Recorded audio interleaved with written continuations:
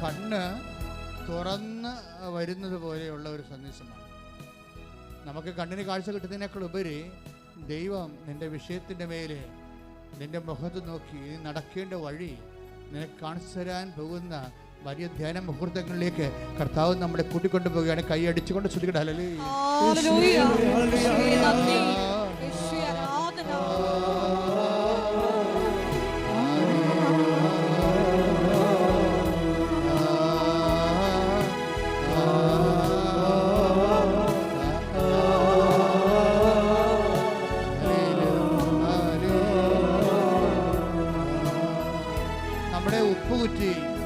നമുക്ക് ഉപ്പുകുറ്റി ഇങ്ങനെ പൊങ്ങി നിൽക്കത്തില്ലയോ?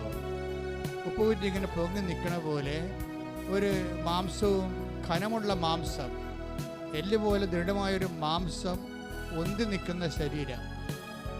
അത് ചിലപ്പോൾ മുഖമാകാം, ചിലപ്പോൾ ശരീരത്തിന് വേറെ ഏത് ഭാഗങ്ങളാകാം. ഘനമുള്ളൊരു മാംസം, എല്ലുപോലെ കഠിനമായ ഭാഗം ശരീരത്തിൽ ഉന്തി നിൽക്കുന്ന വ്യക്തിയെ കർത്താവ് സൗഖ്യപ്പെടുത്തിക്കൊണ്ടിരിക്കുന്ന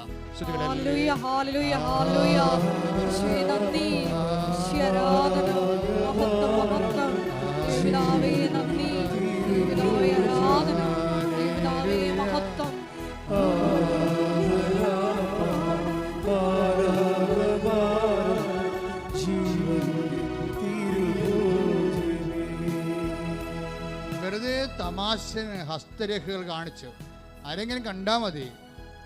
ഇങ്ങനെ കൈയൊക്കെ നോക്കുന്ന ആരെങ്കിലും കണ്ടാൽ ഉടനെ കൈ കാണിച്ചു കൊടുക്കും. 5 രൂപയും 10 രൂപയും 50 രൂപയൊക്കെ ഇട്ട് കൈ കാണിച്ചു കൊടുക്കും. അപ്പോൾ നിൻ്റെ ഭാവി അവരുടെ കയ്യിലുണ്ട് എന്ന് നീ ചിന്തിച്ചാൽ നീ അവനെ ദൈവമായിട്ട് കാണുകയാണ്.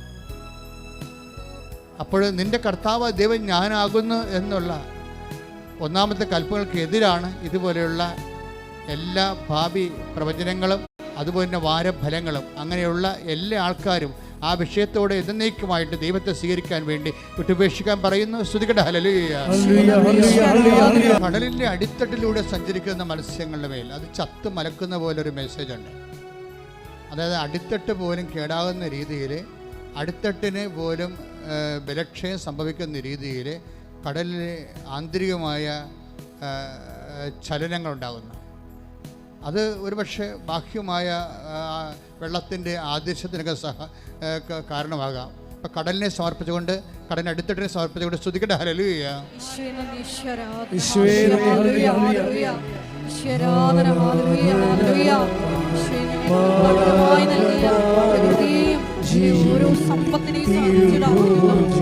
സംരക്ഷണം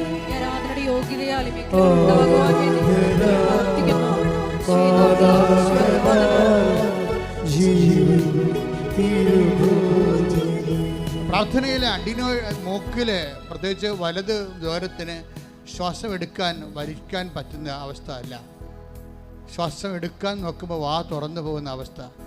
അപ്പോൾ മൂക്കുമായി ബന്ധപ്പെട്ടുള്ള, ശ്വാസവുമായി ബന്ധപ്പെട്ടുള്ള ശ്വാസ തടസ്സമുള്ളവരെയും, ശ്വാസം എടുക്കാൻ പറ്റാത്തവരെയും, ശ്വാസം പുറത്തേക്ക് വിടാൻ പറ്റാത്തവരെയും, അതിൻ്റെ പേര് വായ തുറന്നു വരുന്നവരെയും കർത്താവ് സ്പർശിച്ചു കൊണ്ടിരിക്കുന്ന സ്തുതിക്കട്ടെ. ഹല്ലേലൂയ.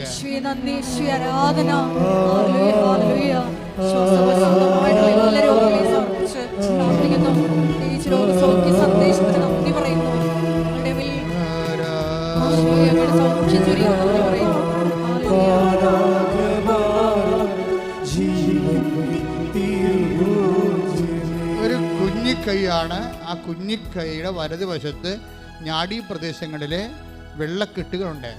കർത്താവ് സ്പർശിച്ചു കൊണ്ടിരിക്കുന്ന സ്തുതിക്കട്ടെ. ഹല്ലേലൂയ. 11-ാം തീയതി അമേരിക്കയിലെ ചിക്കാഗോയിലെ സീറോ മലബാർ സഭയുടെ കത്തീഡ്രലിലെ അഭിവന്യ ജോയി ആലപ്പാട്ട് പിതാവ് കൃപാസന മാതാവിൻ്റെ രൂപം അൾത്താരയിൽ പ്രതിഷ്ഠിക്കുന്ന ദിവസമാണ്. സ്തുതിക്കട്ടെ. ഹല്ലേലൂയ. ഹല്ലേലൂയ. ഹല്ലേലൂയ. ഹല്ലേലൂയ. വിവിധ ഭൂഖണ്ഡങ്ങളിൽ മാതാവ് കൃപാസനത്തിൽ പ്രത്യക്ഷയായ മാതാവിനെ പ്രതിഷ്ഠിക്കുന്ന ആ വലിയ സന്തോഷത്തോടൊപ്പം വലിയ പദ്ധതികൾക്ക് നന്ദി പറയുന്നു.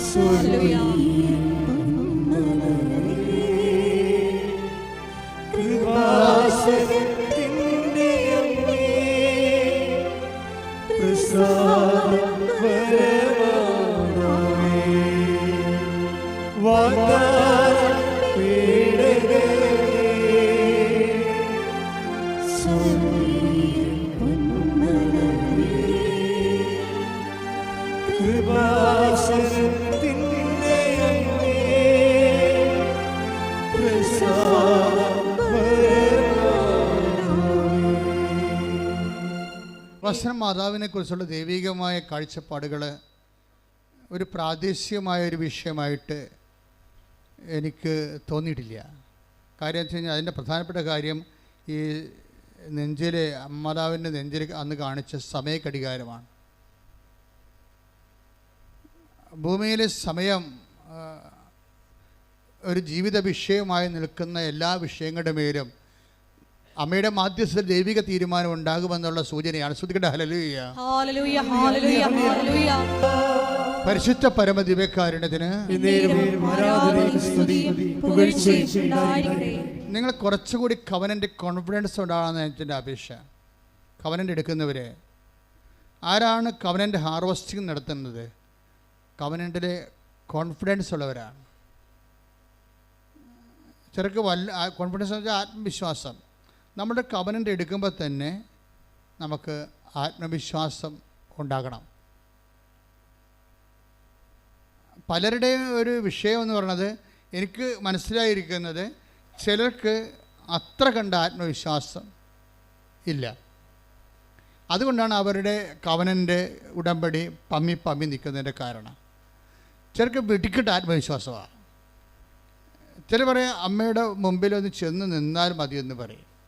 അവരുടെ അനുഭവം അവരുടെ വിശ്വാസത്തിന് ആനുപാതികമായിരിക്കും. ചിലർ പറയും പോയി നോക്കാം, എടുത്ത് നോക്കാം, എങ്ങനെ ഇരിക്കുന്നു വരട്ടെ.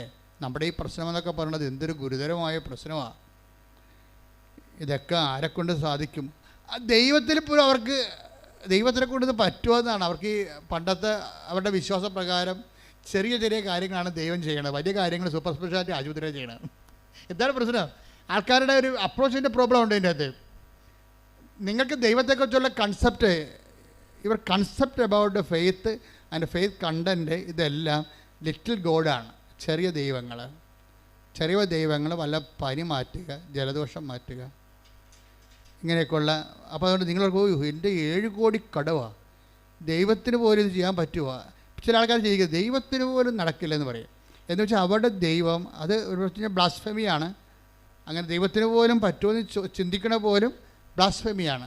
എന്ന് വെച്ചാൽ എന്താ പറയേണ്ടത്, ദൈവശാപം കിട്ടുന്ന ഒരു സംഭവമാണ്. അപ്പോൾ നമുക്ക് ചെയ്യാൻ പറ്റുന്ന വെച്ചാൽ അല്ല, ആദ്യമേ ഓർക്കേണ്ട ഇതാണ്. ഇപ്പം തന്നെ പാടിയ പാട്ട് എന്താണ്? ഹബക്കൂക്ക് 5:6 1:5 എന്താണ്? പറഞ്ഞാൽ ആരും വിശ്വസിക്കാത്ത ഒരു പ്രവൃത്തി. എന്ന് വെച്ചാൽ നിൻ്റെ ചിന്തയ്ക്ക്, ബുദ്ധിക്ക്, ആലോചനയ്ക്ക്, അറിവിന്, അനുഭവത്തിനപ്പുറത്ത് ഉള്ള പ്രവൃത്തികളാണ് ദൈവം ചെയ്യാൻ പോകുന്നത്. അപ്പോൾ അതൊരു വിശ്വാസം. ഇപ്പോൾ ഇന്നലെ ഒരു മണിപ്പൂരിൽ നിന്ന് ഒരു ദമ്പതികൾ വന്ന്, അപ്പോൾ അവരത്ര അകലെന്ന് വന്ന കാരണം ഞാൻ അവരെ അപ്പോൾ തന്നെ കണ്ടവർ. അല്ലെങ്കിൽ പിന്നെ അവർ ഉടമ്പടി എടുത്തിട്ട് ഇവിടെ വന്ന് നിന്നപ്പോൾ ഞാൻ വിളിച്ചവരെ. കാര്യം അവർ ഇവിടെ ഫ്ലൈറ്റിൽ ഇവിടെ വന്ന് ഉടമ്പടി എടുത്തിട്ട് അടുത്ത ഫ്ലൈറ്റ് തിരിച്ചു പോവുകയാണ്. അപ്പോൾ അവർ അത്രയും ദൂരെ നിന്നൊക്കെ വരുമ്പോൾ കാണേണ്ടത് ഒരു ധാർമ്മികമായ ഒരു വിഷയമാണ്. അപ്പോൾ ഞാനവരെ വിളിച്ചു, ഞാൻ ചോദിച്ചു വിഷയം എന്താണെന്ന് തിരക്കി. അപ്പോൾ അവർക്ക് 7 കോടി രൂപയുടെ കടമാണ്, അതാണ് വിഷയം. അപ്പോൾ ആരോ അച്ഛന്മാർ അവിടുത്തെ സലീഷ് അച്ഛൻ ഗൈഡ് ചെയ്തതാണ് കൃപാസനത്തിലോട്ട്. അപ്പോൾ അച്ഛന്മാരായാലും ശരി, അവർക്ക് ഇപ്പോഴേ ഏറെക്കുറെ കാര്യങ്ങൾ മനസ്സിലായിട്ടുണ്ട്. ഒരു മനുഷ്യന് ഒരു വലിയ ആപത്ത് വന്നാൽ അഭയം പ്രാപിക്കാനുള്ള ഒരു സ്ഥലമാണ് അമ്മയുടെ നെഞ്ചകം. അപ്പം അതുകൊണ്ട് അച്ഛനെ അവരെ പറഞ്ഞു വിട്ട്. പക്ഷെ ഞാൻ അതുപോലെ തന്നെ അവരെ സ്വീകരിച്ച് അവരുടെ പേപ്പറൊക്കെ നോക്കി. പേപ്പറെല്ലാം ഓക്കെയാണ്, അവരുടെ ഉടമ്പടിയും അതെല്ലാം കറക്റ്റാണ്. ഞാനൊരു കാര്യങ്ങൾ ചോദിച്ചു. അപ്പോൾ ഇങ്ങനെയാണ് അവർക്ക് ഇനി ഇപ്പോൾ മണിപ്പൂരിലെ വിഷയങ്ങളൊക്കെ കഴിഞ്ഞപ്പോൾ ഇത്തിരി കടവും കൂടി വന്നപ്പോൾ സർവൈവിങ്ങിന് പാടാണ്. അപ്പം ഞാനിത് കൊണ്ടുവന്ന് ഈശോയുടെ അടുത്ത് കൊടുത്തു. ഇവിടെ ചീട്ട് അമ്മയുടെ അടുത്ത് കൊടുത്തിട്ട് മധ്യസ്ഥം വായിച്ചിട്ട് കൊണ്ട് ഈശോ, അതാണല്ലോ ഇവിടെ പ്രൊസീജിയർ. ആദ്യം അമ്മയുടെ അടുത്ത് വെച്ച് അത് മധ്യസ്ഥം വായിച്ചിട്ട് കൊണ്ട് ഈശോയുടെ കാൽപാദങ്ങൾ വെക്കുമ്പോൾ ഉടനെ ഒരു വലിയ താക്കോല്. അപ്പം ഞാൻ പറഞ്ഞു ഇറ്റ്സ് ഓക്കെ. താക്കോൽ എന്ന് പറയുമ്പോൾ നിങ്ങൾക്ക് അറിയാം കവനൻറ്റുമായിട്ട് ബന്ധപ്പെട്ടതാണ് താക്കോല്. അതൊരു ദർശനമാണ്. അപ്പം എൻ്റെ അർത്ഥം ആ വിഷയം ദൈവം തുറക്കാൻ പോകണം. നമുക്ക് തുറക്കാൻ പറ്റാത്ത വിഷയമാണത്. ദൈവം അത് തുറക്കാൻ പോകണം. അതെന്താ ഈ താക്കോൽ എനിക്ക് പെട്ടെന്ന് ക്യാച്ച് ചെയ്തതിൻ്റെ കാരണം, തലേ ദിവസം ഇന്നലെ വേറെ ഒരു സഹോദരി, അവരുടെ പേര് സാന്ദ്ര സന്തോഷ്, കോട്ടയം. സാന്ദ്ര സന്തോഷിൻ്റെ ജീവിതം ഇതുപോലെ അടഞ്ഞു പോയ ജീവിതമാണ്. സാന്ദ്ര സന്തോഷിന് ഇതുപോലെ ഈ പ്രശ്നം ഉണ്ടായിരുന്നു. സാന്ദ്ര സന്തോഷ് പറഞ്ഞ് ഞാൻ കല്യാണം കഴിച്ചിട്ട് ഞങ്ങൾ ആദ്യം വന്നത് ഇവിടെയാണെന്ന് പറഞ്ഞു. ഞങ്ങൾ കല്യാണം കഴിച്ചിട്ട് ആദ്യം വന്നത് ഇവിടെയാണ്. ഇവിടെ വരാൻ വേണ്ടി വന്നതല്ല, വേളാങ്കണ്ണിലൂടെ പോണ വഴിക്ക് എൻ്റെ ബാധിക്കെ കൂടി പോയപ്പോൾ മാതാവിൻ്റെ മുമ്പിൽ ഇറങ്ങിയതാണ്. ഇറങ്ങിക്കഴിഞ്ഞപ്പോൾ ഈ സാന്ദ്രയുടെ മനസ്സിൽ വന്നിട്ടുള്ള ഒരു കുറച്ച് മനോവിചാരങ്ങളുണ്ട്. ഈ വിശ്വാസവും വിചാരവും തമ്മിൽ ഭയങ്കര കണ്ടന്റാണ്. നിങ്ങൾ പലപ്പോഴും പണിമേടിക്കണം. നിങ്ങൾ വാ പൊളിച്ചില്ലെങ്കിൽ നിങ്ങൾ പണിമേടിക്കാൻ സാധ്യതയുണ്ട്. ചില ആൾക്കാർ വാ പൊളിച്ചാലല്ല കണ്ണക്കുറിട്ട് അടി മേടിക്കത്തുള്ളൂ. ചില വാ പൊളിച്ചില്ലെങ്കിൽ അടി പാർസൽ മേടിക്കും. വിചാരിച്ചാൽ മതി. നമ്മുടെ അതാണ് വിചാരവും വിശ്വാസവും തമ്മിൽ. ആദ്യം വിശ്വാസം വിചാര രൂപത്തിലാണ് രൂപപ്പെട്ട് വരുന്നത്. നിങ്ങൾ എന്ത് വിചാരിക്കുന്നു അതാണ് നിങ്ങളുടെ വിശ്വാസം. അപ്പോൾ ഈ വിചാരം എന്താണെന്നുള്ളത് നിങ്ങൾ കൃത്യമായിട്ട് നോക്കിയേക്കണം. എന്താ കാര്യത്തിൽ ഇപ്പോൾ രക്തസ്രാവക്കാരി എന്താണ് വിചാരിച്ചെന്നല്ലേ പറയണത്? അവൻ്റെ വസ്ത്രത്തിൻ്റെ വിളിമ്പിലെങ്കിലും സ്പർശിക്കാൻ ഇടയായാൽ താൻ സൗഖ്യപ്പെടുമെന്ന് അവൾ ഉള്ളിൽ കരുതിയിരുന്നു. അപ്പോൾ ആ വിശ്വാസം ആദ്യം തന്നെ എവിടുന്നാണ്?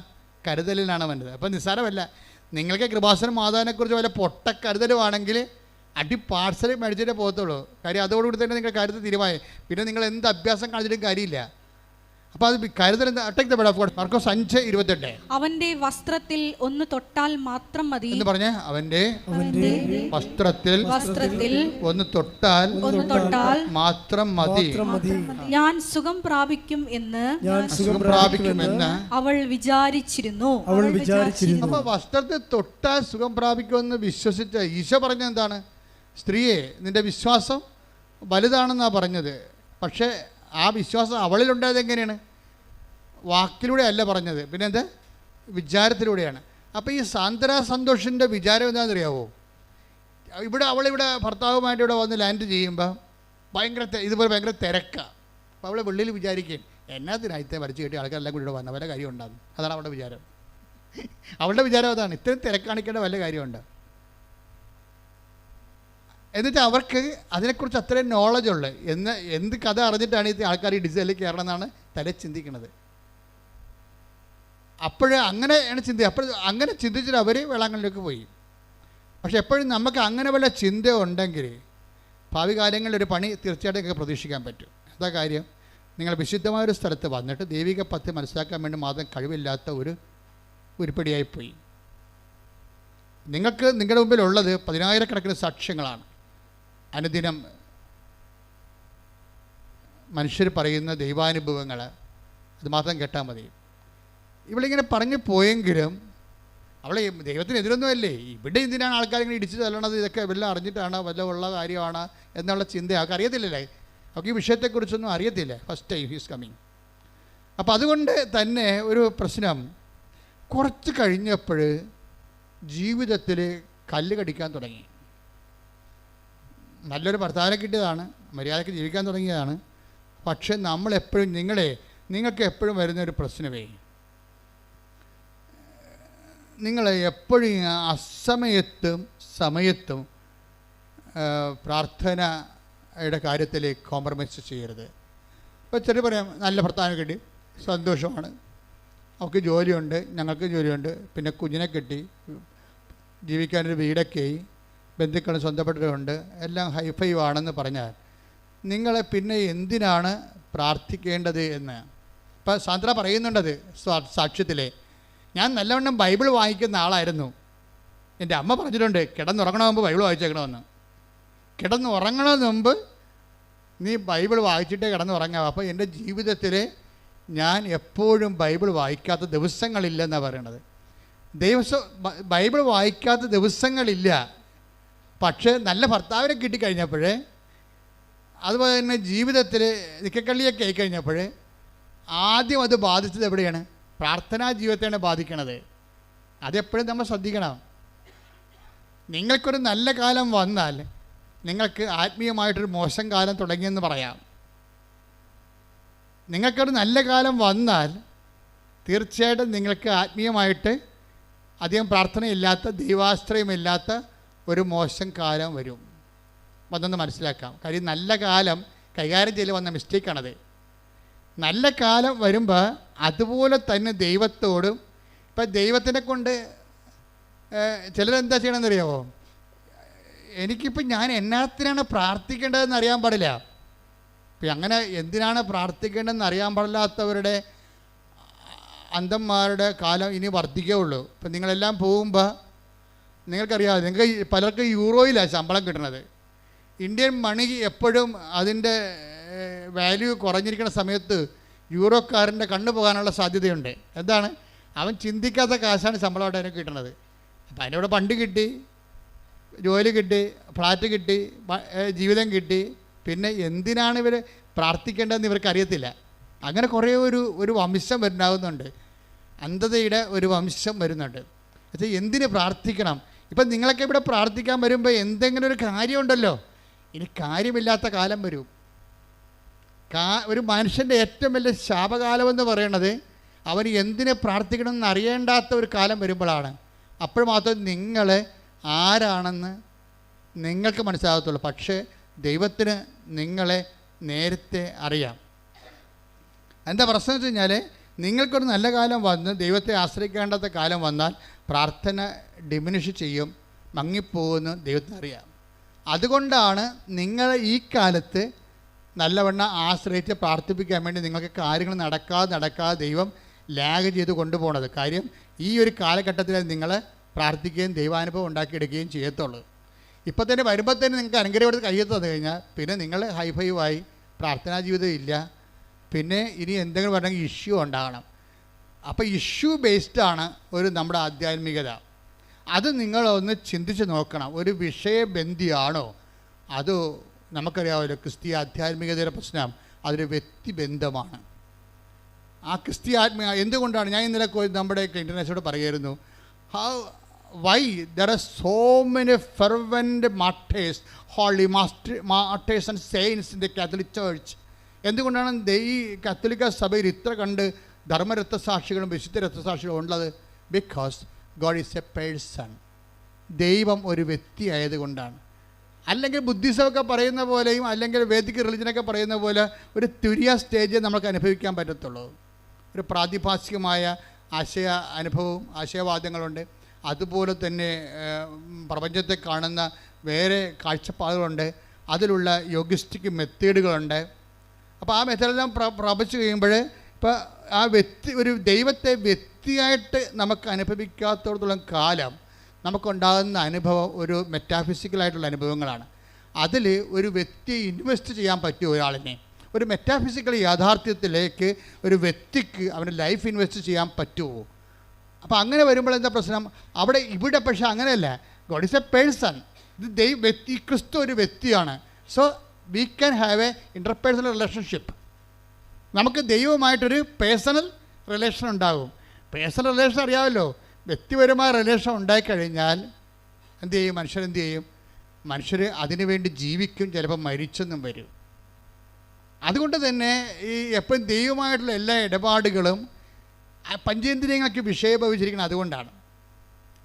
ദൈവം ഒരു വ്യക്തിയായതുകൊണ്ടാണ് ഇന്ദ്രിയങ്ങൾക്ക് അനുഭവവേദ്യമായി വരുന്നത്. ഇന്ദ്രിയങ്ങൾ എത്ര എണ്ണം ഉണ്ട് നമുക്ക്? മൂക്കുണ്ട്, നാക്കുണ്ട്, ത്വക്കുണ്ട്, പിന്നെന്താണ്, ചെവിയുണ്ട്, കണ്ണുണ്ട്, അല്ലേ? ഇത്ര 5 ഇന്ദ്രിയങ്ങളുണ്ട്. ഈ 5 ഇന്ദ്രിയങ്ങൾക്കും ബൈബിളിലെ ദൈവം ഗോചരീഭവിച്ചിട്ടുണ്ട്. അതുകൊണ്ട് അനുഭവം, അപ്പം ഞങ്ങളെപ്പോലെയുള്ള ഈ ധർമ്മശാസ്ത്രം ചെയ്യുന്ന ആൾക്കാർ നോക്കണത് എല്ലാ ഇന്ദ്രിയങ്ങളിലേക്കും കൊണ്ടുവന്ന് ദൈവത്തിനെ ടാഞ്ചിബിളാക്കാൻ കഴിയുമോ അതിന് ബൈബിളിൻ്റെ കാഴ്ചപ്പാടുകൾ എന്താണ്, സഭയുടെ പഠനങ്ങൾ എന്താണ്, ഇതൊക്കെ ഞങ്ങളെപ്പോഴും ധരിക്കണത്. ഇപ്പം തന്നെ സാന്ദ്ര ഇവിടുന്ന് പോയി. എന്താ സാന്ദ്രയ്ക്ക് സംഭവിച്ചത്? സാന്ദ്ര പെട്ടെന്ന് ഡൈവേഴ്സായി. എനിക്ക് ഒരു ലൈഫ് തന്നെ കണ്ടില്ലേ, ഒരു പൗർണമിയിലേക്ക് നിന്ന് വെച്ച് പെട്ടെന്ന് ജീവിതം അമാവാസിയിലേക്ക് കയറുകയാണ്. പൗർണമി എന്ന് പറഞ്ഞാൽ പൂർണ്ണചന്ദ്രനല്ലേ, പൂർണ്ണചന്ദ്രൻ്റെ ആ ചന്ദ്രശോഭയെന്ന് പെട്ടെന്ന് അത് അമാവാസിയിലേക്ക് പോകും. അമാവാസിയിലേക്ക് പോകുമ്പോൾ എന്താ പറയണത്? ജീവിതം ഇരുണ്ട് പോകും. അവർ പിരിഞ്ഞു പോയി, കേസായിപ്പോയി. അവർ പിരിഞ്ഞും പോയി, കേസായിപ്പോയി. കേസായി കഴിഞ്ഞിട്ട് എന്താ പറ്റണത്? ഇങ്ങനെ കേസ്. അപ്പോൾ ലൈഫ് നോക്കിയാൽ നേരെ ഓപ്പോസിറ്റ്, നേരെ സൗത്ത് പോളിൽ നേരെ നോർത്ത് പോളിലേക്ക് വരിക. നേരെ ഓപ്പോസിറ്റ് അനുഭവങ്ങളാണ്. ഈ ഓപ്പോസിറ്റ് അനുഭവങ്ങളാകുമ്പോഴും ഈ സാന്ദ്രയുടെ ഹിസ്റ്ററി, ആ കേസ് ഹിസ്റ്ററി നോക്കിയാൽ നമുക്കൊരു കാര്യം മനസ്സിലാകും. എന്താണ്? സാന്ദ്രയ്ക്ക് ഒരു ഡിപ്പോസിറ്റ് ഉണ്ട് ജീവിതത്തിൽ. എന്ത് ഡിപ്പോസിറ്റാണ്? അമ്മ പറഞ്ഞു കൊടുത്തിട്ടുണ്ട്, നീ ഉറങ്ങുന്നതിന് മുമ്പ് നീ ബൈബിൾ വായിച്ചിട്ടേ ഉറങ്ങാവൂ. അപ്പം നമുക്ക് അത് അവളങ്ങനെ കീപ്പ് ചെയ്ത് പോകുന്നുണ്ടേ. അപ്പോൾ അതുകൊണ്ട് തന്നെ ഈ പഴയ നമ്മൾ അവർക്ക് ഇപ്പം ഞാൻ ബൈബിൾ വായിച്ചു, എനിക്ക് തന്നെ അതിനാ ഞാൻ അമ്മ പറഞ്ഞുകൊണ്ട് ഞാൻ ബൈബിൾ വായിച്ചെന്ന് പറയും. പക്ഷേ ദൈവം നിനക്ക് വേണ്ടി ഒരു ആസ്തി സ്വരൂപിക്കുകയാണ്. എപ്പോഴും നമ്മൾ കൊഴുത്ത പശുക്കളെ സ്വപ്നം കാണുമ്പോൾ മെല്ലിച്ച പശുക്കളെ പ്രീസപ്പോസ് ചെയ്യേണ്ടി വരും. അതാണ് ബൈബിൾ നൽകുന്ന പാഠം.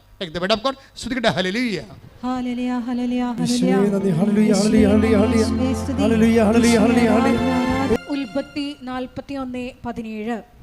ഫറവോ ജോസഫിനോട് പറഞ്ഞു, സ്വപ്നം ഇതാണ്, ഞാൻ നൈലിൻ്റെ തീരത്ത് നിൽക്കുകയായിരുന്നു. കൊഴുത്ത് അഴകുള്ള 7 പശുക്കൾ നൈലിൽ നിന്ന് കയറി വന്ന് പുൽത്തകിടിയിൽ മേയാൻ തുടങ്ങി. അവയ്ക്ക് പുറകെ മെലിഞ്ഞ് വിരൂപമായ 7 പശുക്കളും കയറി വന്നു. അത്തരം പശുക്കളെ ഈജിപ്തിലെങ്ങും ഞാൻ കണ്ടിട്ടില്ല. ശോഷിച്ച് വിരൂപമായ ആ പശുക്കൾ ആദ്യത്തെ 7 കൊഴുത്ത പശുക്കളെ വിഴുങ്ങിക്കളഞ്ഞു. എന്നാൽ മെലിഞ്ഞ പശുക്കൾ അവയെ വിഴുങ്ങിയെന്ന് ആർക്കും മനസ്സിലാക്കാൻ കഴിയുമായിരുന്നില്ല. കാരണം മുൻപെന്ന പോലെ തന്നെ ശോഷിച്ചാണ് അവ കാണപ്പെട്ടത്. വീണ്ടും സ്വപ്നത്തിൽ പുഷ്ടിയും അഴകുമുള്ള 7 കതിരുകൾ ഒരു തണ്ടിൽ വളർന്നു നിൽക്കുന്നതും ഞാൻ കണ്ടു. തുടർന്ന് ശുഷ്കിച്ചതും കിഴക്കൻ കാറ്റിൽ വാടിക്കരിഞ്ഞതുമായ 7 കതിരുകൾ പൊങ്ങി വന്നു. ശുഷ്കിച്ച കതിരുകൾ നല്ല കതിരുകളെ വിഴുങ്ങിക്കളഞ്ഞു. എപ്പോഴും ജീവിതത്തിൻ്റെ നല്ല കാലങ്ങൾ, ഇപ്പോൾ എനിക്കൊരു ചെറിയ മിസ്റ്റേക്ക് സംഭവിച്ചായിരുന്നു. സാന്ദ്രയല്ല, ജിഷ്മ എന്ന ആ കുട്ടിയുടെ പേര്. അവരുടെ ഒരു പുത്തൻകട, നെയ്യാറ്റിൻകര, അവരുടെ സ്റ്റോറിയാണ് ഈ പറയണത്. അപ്പോൾ ജിഷ്മയുടെ ആസ്തി എന്താണ്? ജിഷ്മ നേരത്തെ തന്നെ ബൈബിള് വായിക്കുമായിരുന്നു. അപ്പം നേരത്തെ നമ്മൾ നല്ല ഒരു നല്ല അഭിവൃദ്ധിയുടെ കാലത്ത് ആധ്യാത്മികതയിൽ വേരൂന്നിയാൽ ഇതെല്ലാം ഇങ്ങനെ ഡിപ്പോസിറ്റായിട്ട് കിടക്കും. അപ്പം ജിഷ്മയ്ക്ക് അമ്മ പറഞ്ഞു കൊടുത്തിരിക്കണത് എന്താ? ഒരു കാരണവശാലും നീ ബൈബിൾ വായിക്കാതെ കിടന്നുറങ്ങരുത്. അപ്പോൾ വിവാഹം കഴിഞ്ഞെങ്കിലും അവൾ പ്രാർത്ഥനാ ജീവിതം അല്പം മങ്ങിപ്പോയെങ്കിലും ബൈബിള് വായിക്കുന്നുണ്ട്. അപ്പോൾ നമ്മുടെ ഉടമ്പടി എന്തെല്ലാം ഉണ്ട്? പ്രത്യക്ഷീകരണ പ്രാർത്ഥനയുണ്ട്. ആ പ്രത്യക്ഷീകരണ പ്രാർത്ഥനയൊക്കെ പറയുമ്പോൾ നിങ്ങളെപ്പോഴും ശ്രദ്ധിക്കേണ്ടത്, എനിക്ക് അമ്മയുടെ പ്രത്യക്ഷീകരണോട് ബന്ധപ്പെടുത്തി അമ്മ തന്നിരിക്കുന്ന ഒഫീഷ്യൽ ടൈം രാവിലെ 5:30 മണിക്കാണ്. അപ്പോൾ എവിടുന്നെങ്കിലുമൊക്കെ ആരെങ്കിലുമൊക്കെ നിങ്ങൾ ഉപദേശിക്കും, 3 മണിക്ക് പ്രാർത്ഥിക്കാം, 10 മണിക്ക് പ്രാർത്ഥിക്കാം, അത് അവരുടെ കാര്യം. ഇവിടുന്ന് തന്നിരിക്കുന്ന വിഷയത്തിൻ്റെ മേലെ യാതൊരു കോംപ്രമൈസും ചെയ്യരുത്. അത് നിങ്ങൾ ദൈവത്തോട് ഉടമ്പടി ചെയ്തതാണ്. You cannot change it. നിങ്ങൾക്കത് ചേഞ്ച് ചെയ്യാൻ പറ്റത്തില്ല. 5:30 എന്ന് പറഞ്ഞാൽ ചിലപ്പോൾ നിങ്ങൾ പറയും ഞാൻ രാത്രിയാണ് പഠിക്കണത്, അതൊക്കെ നിങ്ങളുടെ സ്വന്തം കാര്യം. ഉടമ്പടി എടുത്താൽ നിങ്ങൾ ആ ഉടമ്പടിയിലേക്ക് 5:30 ഡേറ്റിന് നിങ്ങൾ സമയത്ത് തന്നെ അത് കീപ്പ് ചെയ്യണം. കാര്യം നമ്മൾക്ക് ചേഞ്ച് ചെയ്യാൻ പറഞ്ഞിട്ടില്ല. ഉടമ്പടി പുസ്തകങ്ങൾ ഉടമ്പടി ദൈവം തരുമ്പോൾ അതിന് ടൈം പറഞ്ഞിരിക്കുന്നത് 5:30 പുസ്തകം എഴുതുന്ന സമയത്താണ് ഇതെല്ലാം വെളിപ്പെടുത്തുന്നത്. എല്ലാം ചില മണ്ടികൾ അതൊക്കെ സമയം ചേഞ്ച് ചെയ്തിട്ടുണ്ട്. കാര്യം ഉടമ്പടിയാണിത്, അല്ലാതെ നിങ്ങൾ എന്തെങ്കിലും ഒരു ധാരണയല്ല. It's a covenant based on bilateral എഗ്രിമെൻ്റാണ്, ദൈവമായിട്ട് ചെയ്തിരിക്കുന്ന എഗ്രിമെൻ്റാണ്. നിങ്ങൾ വേറെ ഏത് സമയത്ത് പ്രാർത്ഥിക്കണം, അത് നിങ്ങളുടെ പേഴ്സണൽ വിഷയങ്ങളാണ്. പക്ഷേ ഉടമ്പടി വിഷയം പേഴ്സണൽ വിഷയമല്ല, വ്യക്തിപരമായ വിഷയമല്ല. അത് ഇവിടുന്ന് എന്താണ് ദൈവം ഒഫീഷ്യലായിട്ട് തന്നിരിക്കുന്നത് അതേ ഫോളോ ചെയ്യാൻ പറ്റത്തുള്ളൂ. ശ്രദ്ധിക്കട്ടെ. ഹല്ലേലൂയ.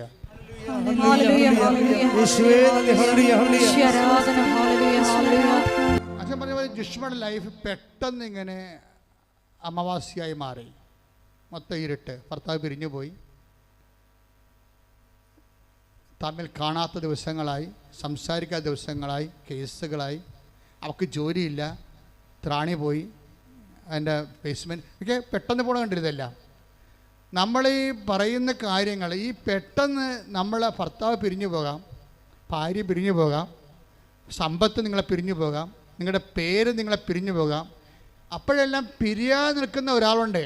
അപ്പോഴും പിരിയാതെ നിൽക്കാൻ വേണ്ടിയാണ് നമ്മൾ ദൈവമായിട്ട് ഉടമ്പടിയാക്കണം. നമ്മുടെ ജീവിതം ഉടമ്പടിയിലേക്ക് കൊണ്ടുവരാൻ കാര്യം, നമ്മുടെ കയ്യിലുള്ള ഭാര്യയായാലും ഭർത്താവായാലും അപ്പനായാലും മക്കളായാലും എല്ലാം പിരിഞ്ഞ് പോകും. പിന്നെ പിരിയാതിരിക്കുമെന്ന് ഒരാൾ മാത്രമേ പറഞ്ഞിട്ടുള്ളൂ. അത് ഉടമ്പടിയുടെ ബേസിൽ മാത്രമാണ്.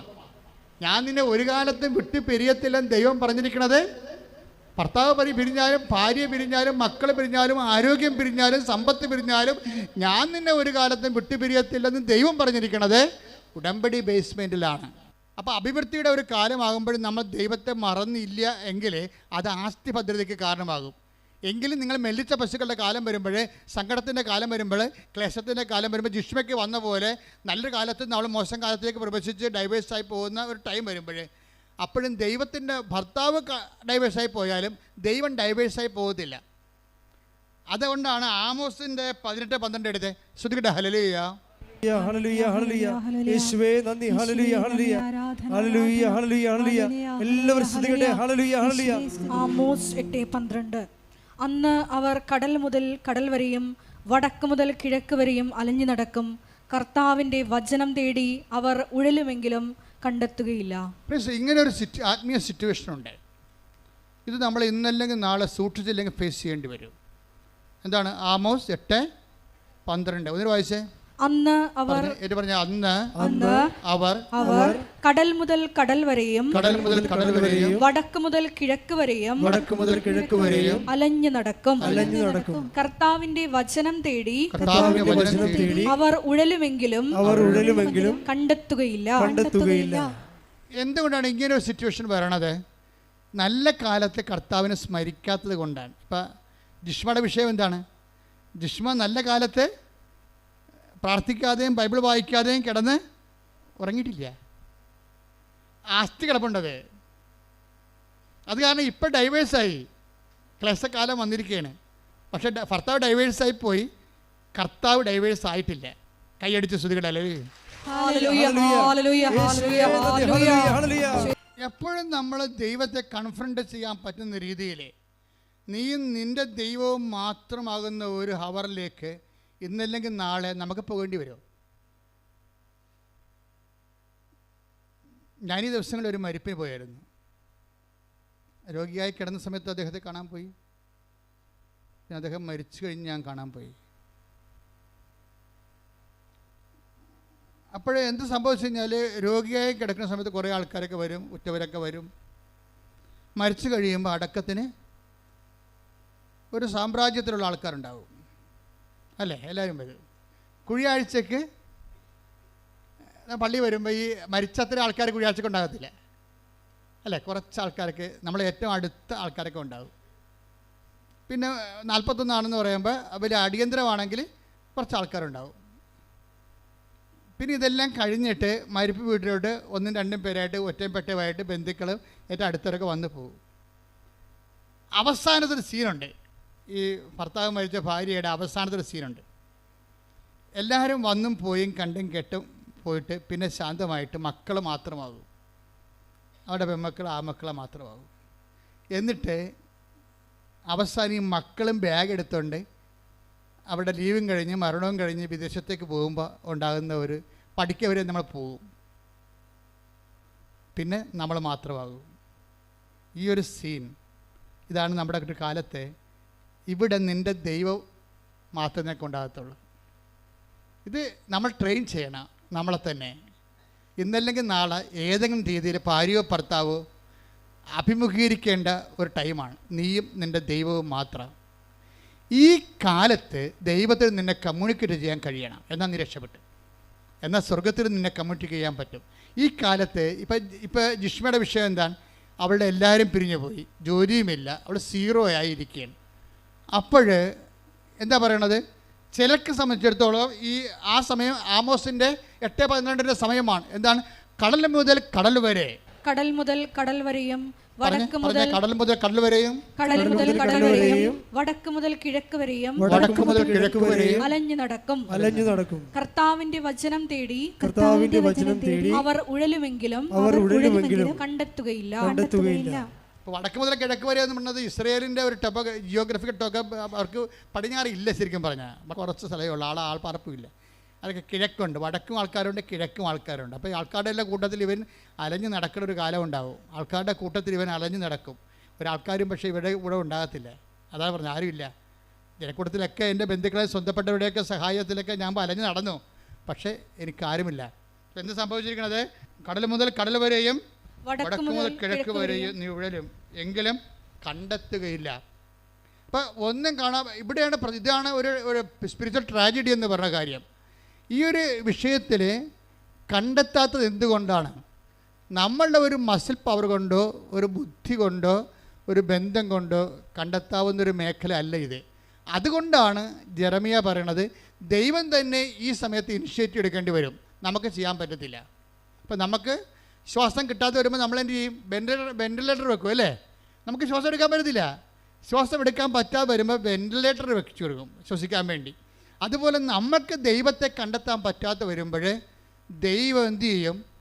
ദൈവത്തിൻ്റെ ഓൺലൈനിൽ ആ ഗ്രീൻ ചാനലിലുള്ള ആളാണ്, നേരത്തെ ആസ്തിയുള്ള ആളാണെങ്കിൽ എന്തു ചെയ്യും? ജെറമിയ 29:14 വർക്കൗട്ട് ചെയ്യും. എന്താണ്? നിങ്ങൾ പറഞ്ഞേ, നിങ്ങൾ എന്നെ കണ്ടെത്താൻ ഞാൻ ഇടയാക്കും. അപ്പൊ ഇങ്ങനെയുള്ള 0 ഹവറിൽ ദൈവം തന്നെ ഇനിഷ്യേറ്റീവ് എടുക്കും. അങ്ങനെ ഇനിഷ്യേറ്റീവ് എടുക്കണമെങ്കിൽ എന്ത് ചെയ്യണം? നല്ല കാലത്ത് ദൈവത്തെ മറക്കാതെ ജീവിക്കണം. പിടിയിട്ടില്ലേ? Message is clear. നല്ല കാലത്ത്, ഒരുമാതിരിപ്പെട്ട വലിയ കുഴപ്പമില്ലാത്ത കാലത്ത് നിങ്ങൾ ഉഴപ്പ് കാണിക്കാതെ നടത്താം. മനസ്സിലായില്ലേ? കുഴപ്പമില്ലാത്ത കാലത്ത് കുടുംബപ്രാർത്ഥന ഇല്ലാതെ തിയേറ്ററിൽ സിനിമയിലൊക്കെ ഇപ്പോൾ ഒളിച്ചിരുന്ന് കഴിഞ്ഞാൽ ഇന്നല്ലെങ്കിൽ നാളെ പിടി വീഴുമെന്ന കാര്യം ഒരു ഉറപ്പാണ്. എന്താ? നിങ്ങൾ പോക്കൃത്തരം കാണിച്ചില്ല. നിങ്ങൾക്ക് നല്ല കാലത്ത് നിങ്ങൾ കുടുംബപ്രാർത്ഥനയില്ല, ഓരോരോ കാര്യം പറഞ്ഞ് അവർ വന്ന് ബന്ധുക്കൾ വന്ന് എന്തൊക്കെ പറഞ്ഞുകൊണ്ട് നിങ്ങൾ കുടുംബപ്രാർത്ഥനയിലൊക്കെ ഉഴപ്പിക്കഴിഞ്ഞാൽ നിങ്ങൾ അപ്പം തന്നെ ടാർഗറ്റായി, ബ്രാൻഡഡായി. അങ്ങനെ ചെയ്താൽ നിങ്ങൾ അനുദപിക്കാൻ മുന്നോട്ട് പോകാൻ പറ്റത്തില്ല നിങ്ങൾക്ക്. അപ്പോൾ നിങ്ങൾക്ക് നല്ല നട്ടെല്ലുണ്ടാകണം. എന്താ കാര്യം? എന്തെല്ലാം പ്രശ്നമുണ്ടാകും, ഏതെല്ലാം എംബ്രാം വന്നാലും ശരി, കർത്താവിൻ്റെ സമയം ഞാൻ നഷ്ടപ്പെടുത്തത്തില്ല. അവിടെ കോംപ്രമൈസ് ഒത്തുതീർപ്പ് ചെയ്യത്തില്ല. പ്രാർത്ഥിച്ച്, കർത്താവേ എന്റെ ജീവിതത്തിലെ എന്ത് തിരക്ക് വന്നാലും എത്ര വലിയ ആൾക്കാരുമായി കണ്ടുമുട്ടേണ്ടി വന്നാലും എന്റെ പ്രാർത്ഥനാ സമയം ഡാമേജ് ആകാതിരിക്കാൻ എന്നെ അഭിഷേകം ചെയ്യണം.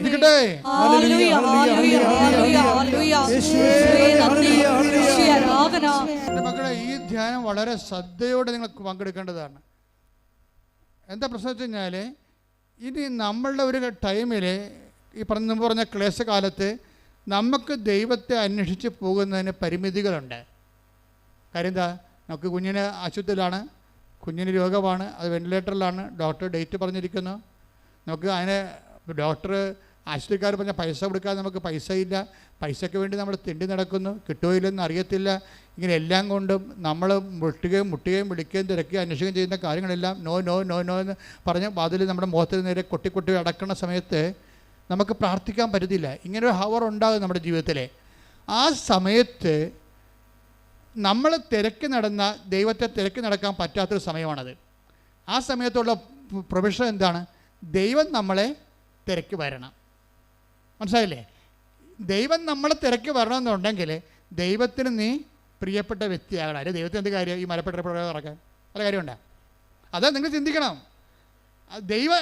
നമുക്ക് ദൈവത്തെ തിരക്കി പോകാൻ പറ്റാത്ത, ദൈവത്തെ കണ്ടുപിടിക്കാൻ പറ്റാത്ത അവസ്ഥയാണ് വരണ സമയത്ത് പിന്നെ ഒരു ഓപ്ഷൻ സാധ്യതയുള്ള എന്താണ്? ദൈവം നമ്മളെ കണ്ടുപിടിക്കണം. ദൈവം നമ്മളെ കണ്ടുപിടിക്കണമെങ്കിൽ എന്ത് ചെയ്യണം? അതാണ് ജെറമിയ 29:14 പറയണത്. എന്താ പറയണത്? നിങ്ങൾ എന്നെ കണ്ടെത്താൻ ഞാൻ ഇടയാക്കുമെന്ന് കർത്താവ് അരുളി ചെയ്യുന്നു. അപ്പോൾ ദൈവം തന്നെ ഇടയാക്കിയാലേ നമുക്ക് ദൈവത്തെ കണ്ടെത്താൻ പറ്റത്തുള്ളൂ. അതാണ് ഒരു സിറ്റുവേഷൻസ്. അപ്പോൾ ദൈവം നിങ്ങളെ കണ്ടെത്താൻ ദൈവം തന്നെ ഇനിഷ്യേറ്റീവ് എടുക്കണമെന്നുണ്ടെങ്കിൽ നിങ്ങൾ ആരായിരിക്കണം? നിങ്ങളെ ദൈവത്തിന് നഷ്ടപ്പെടാൻ പാടില്ലാത്ത വ്യക്തിയായി മാറണം. പ്രഷ്യസ് ആയിരിക്കണം. നിങ്ങൾ പ്രഷ്യസ് ആയിട്ടുള്ള നിങ്ങളുടെ പട്ടിക്കാട്ടത്തിൻ്റെ വില നിങ്ങൾക്ക് ഇല്ലയെന്നുണ്ടെങ്കിൽ ദൈവത്തെ എന്തിനാണ് ഈ പട്ടിക്കാട്ടത്തിന് പുറകെ നടക്കാൻ പല കാര്യമുണ്ട്. അത് വളരെ സീരിയസ് ആണ്. നിങ്ങളൊരു തങ്കക്കട്ടയായി മാറണം, അല്ല പട്ടിക്കാട്ടമായിട്ടൊരു കാര്യമില്ല. അങ്ങനെ വരുമ്പോൾ ദൈവത്തെ നിങ്ങൾ തിരക്കി നടക്കേണ്ട കാര്യമില്ല. പട്ടിക്കാട്ടത്തിന് പുറകെ വല്ലതും തിരക്കി നടക്കുക. വെയിലിരിക്കണം പാമ്പിന് ആരാ എടുത്ത് തുളവെക്കാൻ പോണത്? നടക്കത്തില്ല. അപ്പം നിങ്ങൾ പ്രഷ്യസ് ആയാൽ മാത്രമേ നിങ്ങളുടെ ക്ലേശകാലത്ത് ദൈവം നിങ്ങളെ അന്വേഷിച്ച് വരാൻ പറ്റത്തുള്ളൂ. എന്താ കാര്യം? നിങ്ങൾക്ക് ദൈവത്തെ നിങ്ങൾ നഷ്ടപ്പെടാൻ പാടില്ല. അതിനെന്ത് ചെയ്യണം? നിങ്ങളുടെ നല്ല കാലത്ത് നിങ്ങൾ ദൈവത്തിന് വേണ്ടി മറക്കാതെ ബന്ധുക്കളെ സ്വന്തപ്പെട്ടവരെക്കാൾ ഉപരി ദൈവത്തിന് പ്രാധാന്യം കൊടുത്തുകൊണ്ട് ജീവിക്കണം. കൈയടിച്ച് സ്തുതിക്കട്ടെ. റിലേഷൻ ആൻഡ് സ്പിരിച്വാലിറ്റിയിലേക്ക് വരുമ്പോൾ ഒരു വ്യക്തിയാണ് ദൈവം എന്നുള്ള വിഷയത്തിന് മിഴിവ് കൂടുതൽ കിട്ടുന്നുണ്ട്. എല്ലാ വ്യക്തികളും ഇങ്ങനെ പിരിഞ്ഞ് പോകും. ഇപ്പം ജിഷ ശരിക്കും പറഞ്ഞാൽ ഡൈവേഴ്സ് അല്ല, സെപ്പറേറ്റഡ് ആണ്. തമ്മിൽ കണ്ടിട്ട് വർഷമായി തമ്മിൽ സംസാരിച്ചൊരു വർഷമായി, കേസ് നടന്നുകൊണ്ടിരിക്കുകയാണ്. പക്ഷെ ജോലിയുമില്ല, ജീവിതം തീർന്ന് വല്ലാത്ത അവസ്ഥയാണ്. ഈ സമയത്ത് എന്താണ്? ഇവൾക്ക് ജെറമിയ 29:14 വർക്കൗട്ട് ചെയ്യും. എന്താണ്? ദൈവം ഇവളെ തിരക്കി വരും. കാര്യം ഇവളെ നഷ്ടപ്പെടാൻ പാടില്ല. കാര്യം എന്താണ്? നല്ല കാലത്ത് ഇവൾ ദൈവത്തിന് വേണ്ടി ജീവിച്ചവളാണ്. അതുകൊണ്ട് എന്നാ ചെയ്യും?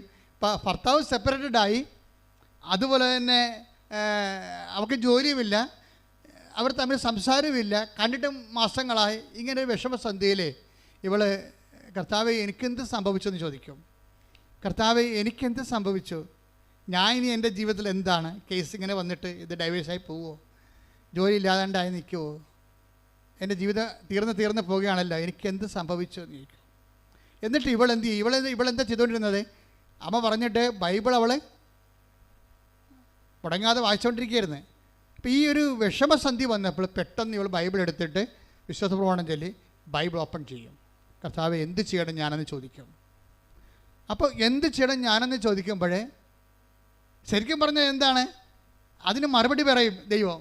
ചിലരോട് മറുപടി പറയത്തില്ല, ചിലരോടും ദൈവം മിണ്ടത്തില്ലല്ലോ. ബൈബിൾ തുറന്നാലും ഒന്നും മനസ്സിലാകത്തില്ല. അത് ആമോസ് 8:12 എന്താണ്? കടലെല്ലാം ഞാൻ അന്വേഷിച്ചു, വടക്കും കിഴക്കും അന്വേഷിച്ചു, ഒന്നും ഞാൻ കണ്ടില്ലെന്ന് പറയണത് വെച്ചാൽ എന്നോട് ഒരു വചനവും എനിക്ക് കിട്ടിയില്ലെന്ന് പറയുന്നത് എന്താണ്? നിങ്ങളുടെ ആസ്തിയിൽ ആസ്തി ഭദ്രത ഇല്ല. പക്ഷേ ഇവളങ്ങനെയല്ല, ഇവൾക്ക് ആസ്തി ഭദ്രതയുണ്ട്. ഈ ഉടമ്പടി ഞങ്ങൾ എപ്പോഴും നിങ്ങളോട് പറയും, നിങ്ങൾ ആസ്തി ഉണ്ടാക്കാനുള്ള സമയമാണ്. രോഗികളെ കാരണം ഇപ്പോൾ കഴിഞ്ഞ ദിവസങ്ങളൊക്കെ ഉള്ള സാക്ഷികൾ എന്താണ്? എനിക്ക് വേണമെങ്കിൽ ഹോട്ടലിൽ നിന്ന് ചോറ് വാങ്ങിച്ച് കൊടുക്കാമായിരുന്നു, ഞാൻ കൊടുത്തില്ല. ഞാൻ അവിടുത്തെ പോയി അരിയും കറിയും സാധനങ്ങൾ വാങ്ങിച്ച് അവിടെ അടുക്കളയിൽ പോയി ആ ഓൾഡ് മാൻ ആൾക്കാർ താമസിക്കുന്ന അടുക്കളയിൽ പോയി അവിടെ കൂടെ ഇരുന്നുകൊണ്ട് അരി വെച്ച് ഊണാക്കി കറിയാക്കി ഞാൻ അവർക്ക് വിളമ്പി കൊടുത്തു. എന്താ കാര്യം? കർത്താവിനെ പ്രതിയാണ്. എനിക്ക് വേണമെങ്കിൽ ഹോട്ടലിൽ നിന്ന് മുടക്കി കാശ്, അപ്പം ഹോട്ടലിൽ നിന്ന് വാങ്ങിച്ച് ചോറ് കൊടുക്കുമായിരുന്നു, നിസ്സാര കാര്യമായിരുന്നു. അപ്പം ഞാൻ ചെയ്യാതെ കർത്താവിന് വേണ്ടി ഞാനത് ചെയ്തു. അപ്പോൾ എന്താ? ആസ്തി കൂടുകയാണ്. ദൈവത്തിൻ്റെ നാമത്തിനാണ്. ഈ ദൈവത്തിൻ്റെ നാമം എന്ന് പറയുമ്പോൾ ദൈവം നമുക്ക് അനുഭവവേദ്യമാകണതും നമുക്ക് ഇൻട്രാക്ട് ചെയ്യാൻ പറ്റണത് നാമത്തിൻ്റെ ബേസിലാണ്. അതായത് നമ്മുടെ മുമ്പിലുള്ളത് ടാഞ്ചിബിളായിട്ടുള്ളത് നാമമാണ്. ഈ നാമത്തെ ഇപ്പം നമ്മളൊരു സൽപ്രവൃത്തി ചെയ്യുമ്പോൾ നമ്മൾ ആരുടെ നാമത്തിലാണ് ചെയ്യണത്? ഈശോയുടെ നാമത്തിൽ. അപ്പോൾ ദൈവത്തിൻ്റെ കൃപയെല്ലാം, ക്രിസ്തു നേടിയ കൃപയെല്ലാം ഈ ക്രിസ്തു ഇപ്പം നമ്മൾ കണ്ട ഒരു ഐക്കനും മൊബൈലിൽ ഒരു ഐക്കൺ നമ്മൾ ടച്ച് ചെയ്ത് കഴിഞ്ഞാൽ ആ ഐക്കണിലുള്ള മുഴുവൻ സംഭവങ്ങളും നമുക്ക് കിട്ടും. അതുപോലെ ക്രിസ്തു ഒരു ഐക്കണായിരിക്കണത് നാമത്തിലാണ്. അതുകൊണ്ടാണ് ഈശോ പറഞ്ഞത്, എൻ്റെ നാമത്തിൽ നിങ്ങളൊരു ഗ്ലാസ് പച്ചവെള്ളം കൊടുത്താൽ ഞാനതിന് പ്രതിഫലം നൽകും. ഈ ക്രിസ്തു ഈ പാപത്തിന് പരിഹാരം ചെയ്ത് പിതാവിൻ്റെ തിരുമനസ്സ് നിറവേറ്റി കഴിഞ്ഞപ്പോൾ പിതാവ് ക്രിസ്തുവിൻ്റെ നാമത്തെ മഹത്വപ്പെടുത്തി.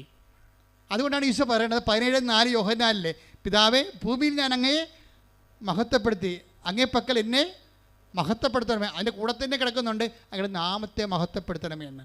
അത് ഇടിമിന്നൽ പോലെ കർത്താവ് പീഡാനുഭവങ്ങളുടെ ഒരു മുന്നാസ്വാദനം പോലെ അനുഭവം കാണുമ്പോൾ ഈശോ പറയും, പിതാവേ അങ്ങയുടെ നാമത്തെ മഹത്വപ്പെടുത്തണമേ. അപ്പോൾ യേശുക്രിസ്തുവിൻ്റെ ദൗത്യം ചെയ്യാൻ യേശുക്രിസ്തുവിനെ ശക്തീകരിക്കുമ്പോൾ ഓട്ടോമാറ്റിക്കായിട്ട് സംഭവിക്കുന്നത്, യേശുക്രിസ്തുവിൻ്റെ നാമത്തിൻ്റെ മഹത്വം സംഭവിക്കുമ്പോൾ ഓട്ടോമാറ്റിക്കായിട്ട് പിതാവിൻ്റെ നാമത്തെ മഹത്വപ്പെടുത്തുന്നത് പിതാവും യേശുക്രിസ്തുവും പരിശുദ്ധാത്മാവും ഒന്നായത് കൊണ്ടാണ്. ഒരേ സമയം തന്നെ 3 വ്യക്തികളായിരിക്കുകയും സത്തയിൽ ഒന്നായിരിക്കുകയും ചെയ്യുമ്പോൾ അതെല്ലാം വർക്കിംഗ് കണ്ടീഷൻ ആകുന്നത് നാമത്തിൻ്റെ ബേസ്മെൻറ്റിലാണ്. ശ്രുതികട്ടെ ഹല്ലേലൂയ.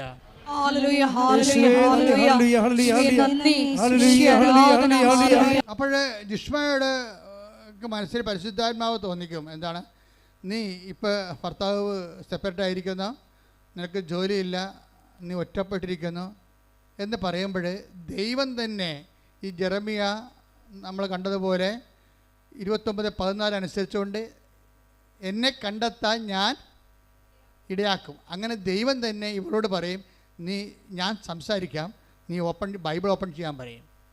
ഉടനെ പരിശുദ്ധാത്മാവിൻ്റെ നിവേശനത്താൽ ഇവൾ ബൈബിൾ ഓപ്പൺ ചെയ്യും. ബൈബിൾ ഓപ്പൺ ചെയ്യുകയും ഉടനെ ദൈവം ഇവളോട് സംസാരിക്കും. എന്താ സംസാരിക്കണത്?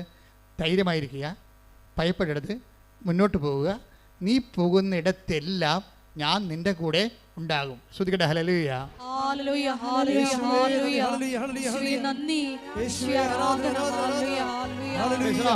ഇതൊരു ഉടമ്പടി വചനമാണ്, നമുക്ക് എല്ലാവർക്കും അറിയാവുന്നതാണ്. എന്താണത്? യോശുവ 1:9 എടുത്തേ. ശക്തനും ധീരനുമായിരിക്കണമെന്നും അതന്നെ പറഞ്ഞേ, ശക്തനും ധീരനുമായിരിക്കുക, ഭയപ്പെടുകയോ പരിഭ്രമിക്കുകയോ ചെയ്യരുതെന്ന് നിന്നോട് ഞാൻ കൽപ്പിച്ചിട്ടില്ലയോ. എന്ത് മധുരമാ, കേൾക്കുമ്പോൾ തന്നെ നമുക്ക് മധുരം തോന്നും. എന്താണ്? ശക്തനും ധീരയുമായിരിക്കുക. എന്താണ് ചെയ്യേണ്ടത്? വായിച്ചേ. ശക്തനും ധീരനുമായിരിക്കണമെന്നും ഭയപ്പെടുകയോ പരിഭ്രമിക്കുകയോ ചെയ്യരുതെന്നും നിന്നോട് ഞാൻ കൽപ്പിച്ചിട്ടില്ലയോ. നിന്റെ ദൈവമായ നേരത്തെ പറഞ്ഞിട്ടുള്ളത് ഓർക്കണം. എന്താണ്? എന്തെങ്കിലും വിഷയങ്ങൾ വരുമ്പോഴേ ബൈബിൾ തുറന്ന് തന്നെ അത് മെസ്സേജ് കിട്ടണമെന്ന് നിങ്ങൾ വാശി പിടിക്കരുത്. ഇപ്പം എന്താ പറഞ്ഞിരിക്കണത്? നിന്നോട് ഞാൻ നേരത്തെ പറഞ്ഞിട്ടില്ലയോ. എത്രയോ പ്രാവശ്യം പറഞ്ഞിരിക്കണം. എന്താ പറഞ്ഞിരിക്കണത്? ശക്തനും ധീരനുമായിരിക്കുക. പിന്നെ ഭയപ്പെടുകയോ പരിഭ്രമിക്കുകയോ വേണ്ട. ഭർത്താവ് സെപ്പറേറ്റ് ആയെന്ന് വിചാരിച്ചുകൊണ്ട് ഭയപ്പെടേണ്ട, പരിഭ്രമിക്കണ്ട. ജോലിയില്ല എന്ന് വിചാരിച്ചുകൊണ്ട് ഭയപ്പെടേണ്ട, പരിഭ്രമിക്കണ്ട. എന്താണ്? നിന്റെ ദൈവമായ കർത്താവ് നീ പോകുന്നിടത്തെല്ലാം നിന്നോട് കൂടെ ഉണ്ടായിരിക്കും. അവിടെ ഡൈവേഴ്സും ഇല്ല, സെപ്പറേഷനും ഇല്ല. അതിങ്ങനെ മനസ്സിലാക്കണം. ദൈവത്തെ ഇങ്ങനെയാണ് സ്നേഹിക്കേണ്ടത്. എന്താണ്? ആരെല്ലാം എൻ്റെ കൂടെ ഉള്ളവരെല്ലാം, മക്കളായാലും ശരി, ഭർത്താവായാലും ഭാര്യ ആയാലും നാളെ സെപ്പറേറ്റായി പോകും. പക്ഷെ നിൻ്റെ ദൈവമായ കർത്താവ് നീ പോകുന്നിടത്തെല്ലാം, അത് ഐസിയുലായാലും വെന്റിലേറ്ററായാലും സ്വർഗത്തിലായാലും ഞാൻ നിന്റെ കൂടെ ഉണ്ടാകും. കൈയടിച്ച് ശ്രുതികട്ടെ ഹല്ലേലൂയ.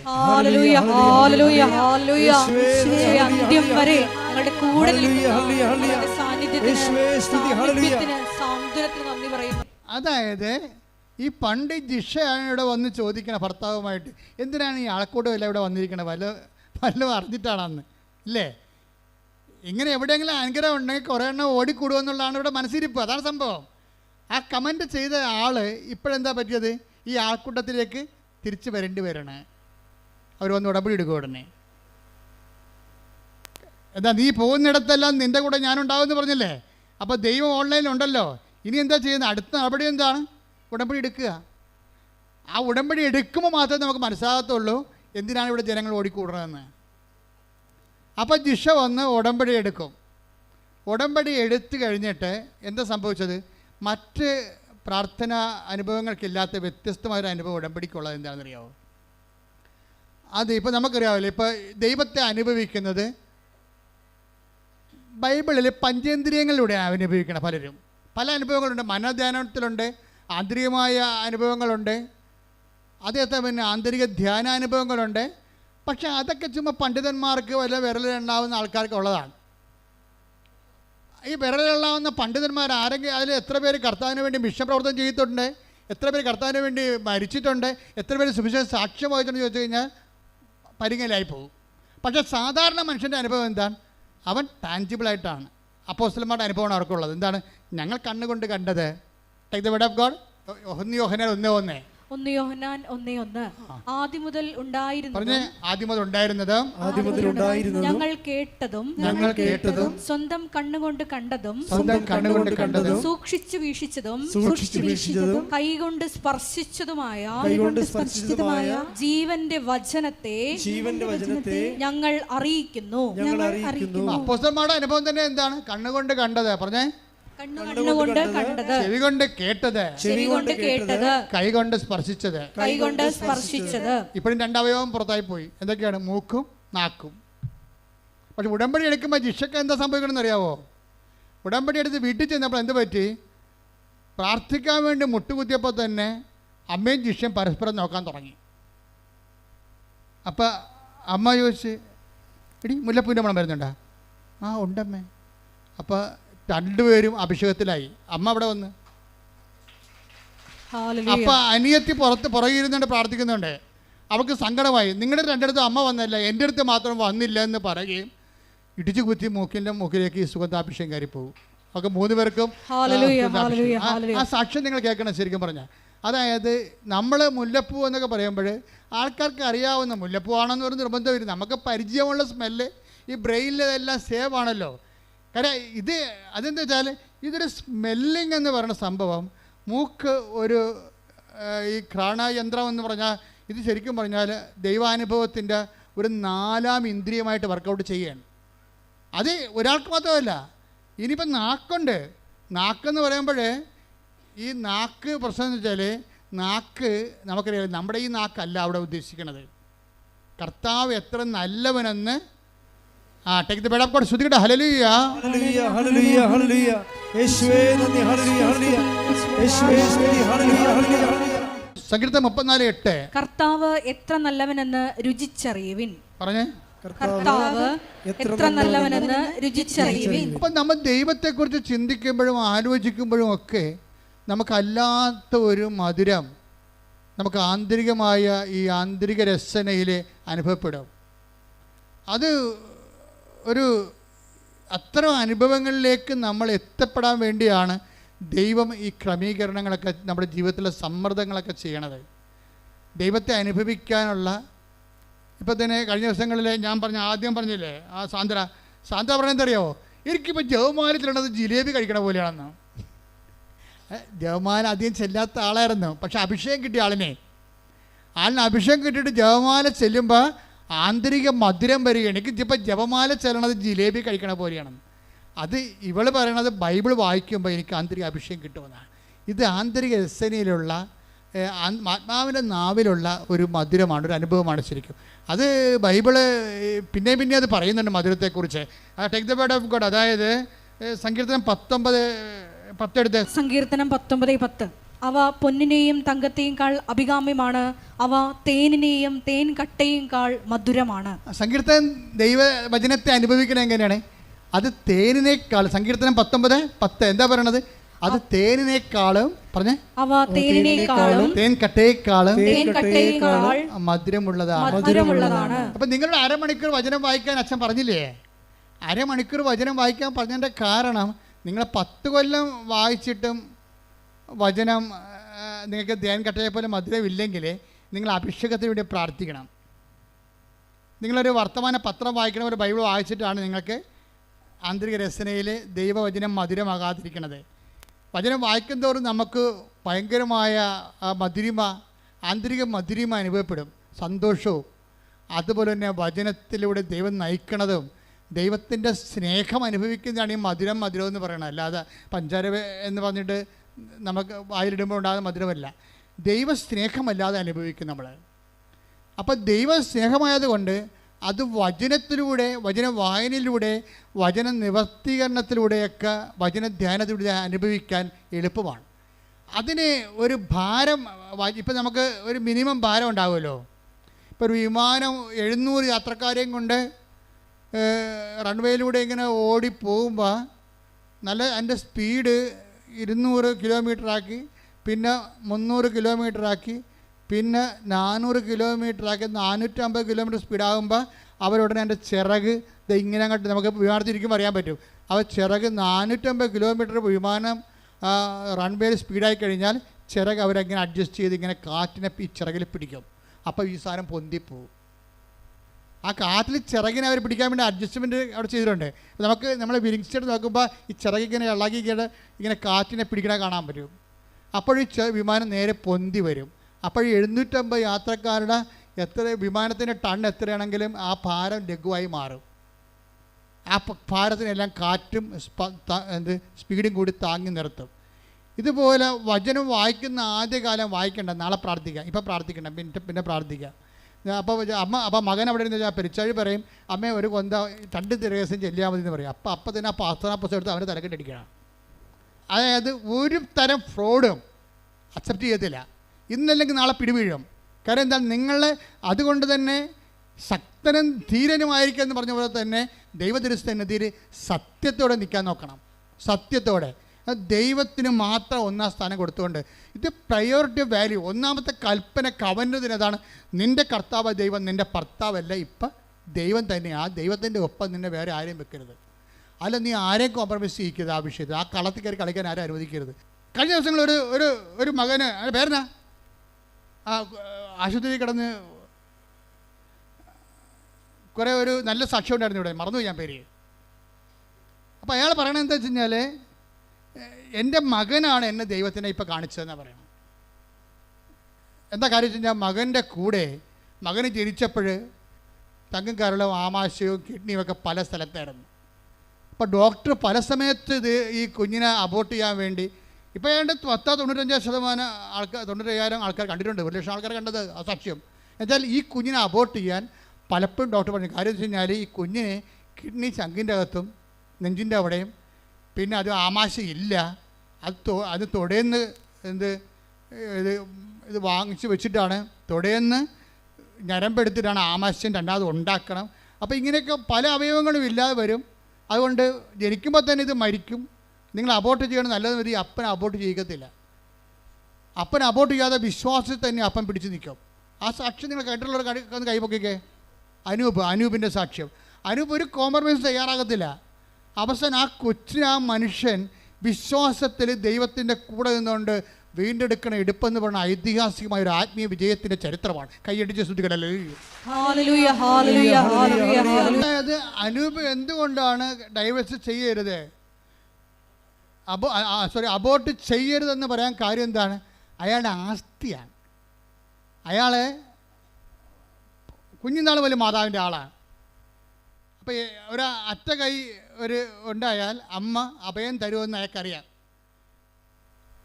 അതുകൊണ്ട് പക്ഷേ എന്നാലും പലപ്പോഴും പല പ്രശ്നങ്ങൾ കാരണം, ഈ ആമാശയമില്ലാത്ത കാരണവും അതുപോലെ കിഡ്നികൾ സ്ഥലം മാറിയിരിക്കുന്ന കാരണവും കുഞ്ഞിന് എപ്പോഴും ഇഷ്യൂസ് ഡെവലപ്പ് ചെയ്യും. പല ഓപ്പറേഷൻ കഴിയും. ഒരു കൊല്ലമൊക്കെയാണ് ICU കിടന്നത്. 22 ലക്ഷം രൂപയാവും ചിലവ്. എന്നിട്ട് ഫൈറ്റ് ചെയ്യണം. ഡോക്ടർമാർ പറയുക, ഡോക്ടർമാരുടെ ആത്മവിശ്വാസം വരെ പോകുമ്പോഴും ഇവൻ ഈ ഉടുത്ത തുണിയാലെ ഇവിടെ വന്ന് ഉടമ്പടി എടുത്തിട്ടില്ല. ഉടുത്ത തുണിയാലെ അമ്മയെടുത്ത് വരും. അമ്മയെടുത്ത് വന്നിട്ട് പറയും, ഞാൻ അമ്മയ്ക്ക് ഒരാഴ്ച തരും എൻ്റെ കുഞ്ഞിനെ രക്ഷപ്പെടുത്താൻ. അവിടെ നിന്ന് അവൻ പറയും, ഞാൻ ഉടുത്ത തുണിയാലെ ഷേവ് പോലും ചെയ്യാതെ അമ്മയുടെ മുമ്പ് വന്ന് നിൽക്കുകയും, ഞാൻ അമ്മയ്ക്ക് ഒരാഴ്ച തരും. ഇന്ന് ശനിയാഴ്ച, അടുത്ത ശനിയാഴ്ചക്കുള്ളിൽ എൻ്റെ കുഞ്ഞ് റെഡി ആയിരിക്കണം, ഞാൻ പോകണമെന്ന് പറയും. അത് ആധികാരികതയാണ്. എന്ന് വെച്ച് കഴിഞ്ഞാൽ അങ്ങനെ പറയാനുള്ള ഒരു ചങ്കൂറ്റ് എങ്ങനെ കിട്ടിയതാണത്? നേരത്തെ ദൈവത്തിന് വേണ്ടി ജീവിക്കുമ്പോൾ ആധ്യാത്മിക ജീവിതം നിനക്ക് നൽകുന്ന ഒരു ഈടുവെപ്പാണ്. കൈയടിച്ച് ശ്രദ്ധിക്കട്ടെ.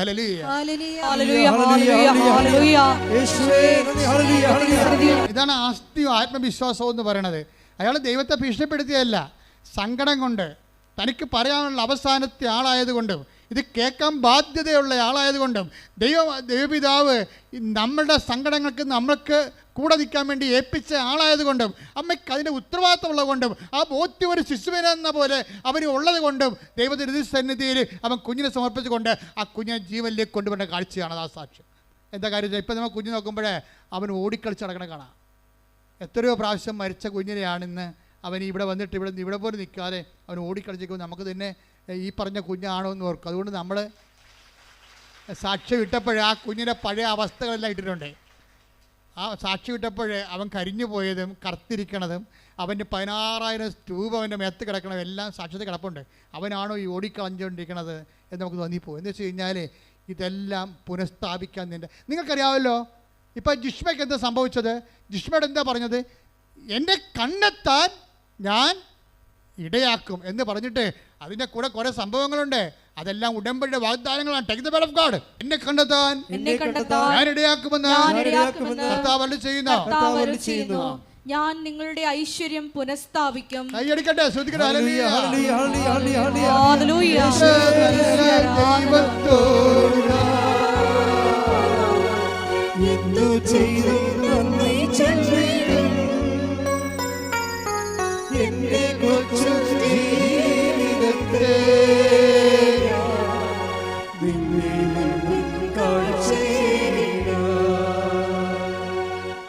അടുത്ത വചനം വായിച്ചേ. നിങ്ങളെ ചിതറിച്ചിരിക്കുന്ന എല്ലാ സ്ഥലങ്ങളിലും ദേശങ്ങളിൽ നിന്ന് ഞാൻ നിങ്ങളെ ഒരുമിച്ച് കൂട്ടും. Praise the Lord. ഇതെല്ലാം ഉടമ്പടിയുടെ വാഗ്ദാനങ്ങളാണ്. എന്തൊക്കെയാണ് പറഞ്ഞിരിക്കുന്നത് എന്ന് പറഞ്ഞേ? എന്നെ കണ്ടെത്താൻ ഞാൻ ഇടയാക്കും. ഞാൻ നിന്റെ ഐശ്വര്യം പുനഃസ്ഥാപിക്കും. നിന്നെ ചിതറിച്ചിരിക്കുന്ന സ്ഥലത്തിൽ നിന്ന് ഞാൻ നിന്നെ കൂട്ടിച്ചേർക്കും.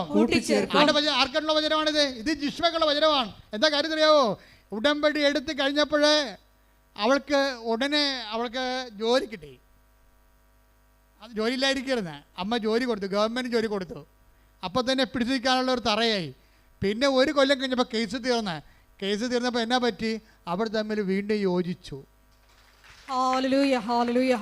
അതെന്തിൻ്റെ പ്രകാരമാണ്? അത് ഈ ജെറമ്യ 29:14.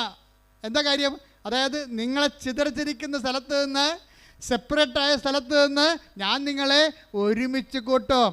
നിങ്ങളുടെ ജീവിത പങ്കാളിയോ മക്കളോ ഭർത്താവോ ഭാര്യയോ ആരും നിങ്ങളിൽ നിന്ന് വേർപെട്ടു പോയാലും ഉടമ്പടി പ്രകാരം അവരെ തിരിച്ചു കൊണ്ടുവന്ന് നിങ്ങളെ ഐക്യപ്പെടുത്താൻ ദൈവം നിങ്ങളെ കാത്തിരിക്കുന്നു. ശ്രദ്ധിക്കട്ടെ.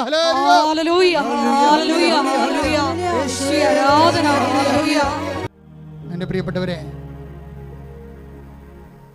ഉടമ്പടിയിലെ ഏറ്റവും വലിയ കാതലായ ദൈവിക ആനുകൂല്യം എന്ന് പറയുന്നത് ദൈവസന്നിധിയിലുള്ള വ്യാപനമാണ്. ദൈവസന്നിധിയിൽ നമ്മൾ ദൈവസാന്നിധ്യത്തിൽ ഉടമ്പടി എന്തിനു വേണ്ടി എടുത്തെന്ന് ചോദിച്ചാൽ നിങ്ങൾ പറയണം, എനിക്ക് ജോലി കിട്ടാനാണ് ഉടമ്പടി എടുത്തതെന്ന് നിങ്ങൾ പറയരുത്. നിങ്ങൾ എന്താണ് പറയേണ്ടത്? എനിക്ക് ദൈവത്തിൻ്റെ മുമ്പിൽ നിൽക്കാൻ വേണ്ടിയാണ് ഞാൻ ഉടമ്പടി എടുത്തതെന്ന് പറയണം. എന്തിനാണ് നിങ്ങൾ ഉടമ്പടി എടുത്തത്? ദൈവത്തിൻ്റെ മുമ്പിൽ നിൽക്കാൻ. ബാക്കിയുള്ള ചെയ്യണ ദൈവമാണ്. അല്ല, ഞാൻ ഉടമ്പടി എടുത്തത് ജോലി കിട്ടാനാണ്, പെണ്ണ് കെട്ടാനാണ് എന്ന് നിങ്ങൾ പറയരുത്. നിങ്ങൾ എന്താ പറയേണ്ടത്? ഞാൻ ഉടമ്പടി എടുത്തത് ദൈവത്തിൻ്റെ മുമ്പിൽ നിൽക്കാൻ. അതാണ് 17:1. Take the word of God. ഉൽപ്പത്തി 17:1. അബ്രാമിന് 99 വയസ്സായപ്പോൾ കർത്താവ് പ്രത്യക്ഷപ്പെട്ട് അവനോട് അരുളി ചെയ്തു, സർവശക്തനായ ദൈവമാണ് ഞാൻ, എൻ്റെ മുമ്പിൽ വ്യാപരിക്കുക, കുറ്റമറ്റവനായി വർത്തിക്കുക. ഉടമ്പടി ചെയ്യുന്നതിൻ്റെ പ്രധാനപ്പെട്ട കാരണങ്ങളൊന്ന് ദൈവം ആവശ്യപ്പെടുന്നത് എന്താണ്? എൻ്റെ മുമ്പിൽ വ്യാപരിക്കുക. പറഞ്ഞേ, എൻ്റെ മുമ്പിൽ വ്യാപരിക്കുക, കുറ്റമറ്റവനായിരിക്കുക. അപ്പോൾ നമ്മൾ എന്തിനാണ് ഉടമ്പടി ചെയ്യണത്? ദൈവത്തിൻ്റെ മുമ്പിൽ വ്യാപരിക്കാനും കുറ്റമറ്റവരായിരിക്കാനും വേണ്ടിയാണ്. ഇതാണ് എൻ്റെ ബേസിക് എന്ന് പറയണത്. ഉടമ്പടി എടുത്തു കഴിഞ്ഞാൽ നമ്മൾ ദൈവതിരുസന്നിധിയിൽ ദൈവദൃഷ്ടിയിൽ കുറ്റമറ്റവരായി അത് പ്രോസസ്സാണ്. ഓരോന്നേ സ്ഥലം ചിലപ്പോൾ എല്ലാവർക്കും നടക്കത്തില്ല, പക്ഷെ നമുക്കതിന് വേണ്ടി ശ്രമിക്കാൻ പറ്റും. പ്രാർത്ഥിക്കുക. കർത്താവേ, ഉടമ്പടി പ്രകാരം അങ്ങയുടെ മുമ്പിൽ വ്യാപരിക്കാനും കുറ്റമറ്റവരായിരിക്കാനും എന്നെ സഹായിക്കണമേ. Praise the Lord. ഹല്ലേലൂയ. 17:4 എടുത്തേ. ഇതാ നീയുമായുള്ള എൻ്റെ ഉടമ്പടി. ആരുമായിട്ട്? എബ്രാത്തിനോട് പറയണ ദൈവം. എന്താണ്? നീയുമായിട്ടുള്ള എൻ്റെ ഉടമ്പടി. അപ്പോൾ 17:4 അനുസരിച്ചിട്ടാണ് ദൈവം 17:1 പറയണത്. എന്തിനാണ്?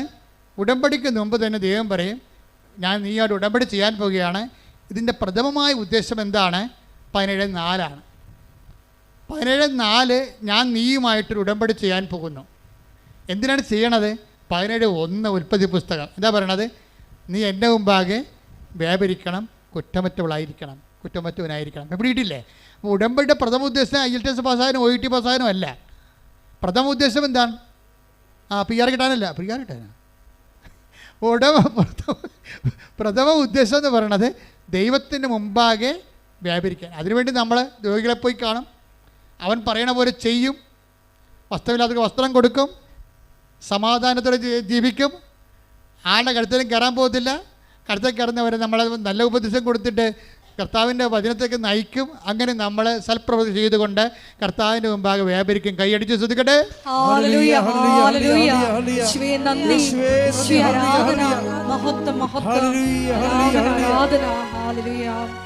അതായത് ഇതിൻ്റെ ഒരു വിഷയം വെച്ചാൽ ഉടമ്പടിക്കുള്ളൊരു ഗുണമുണ്ട്.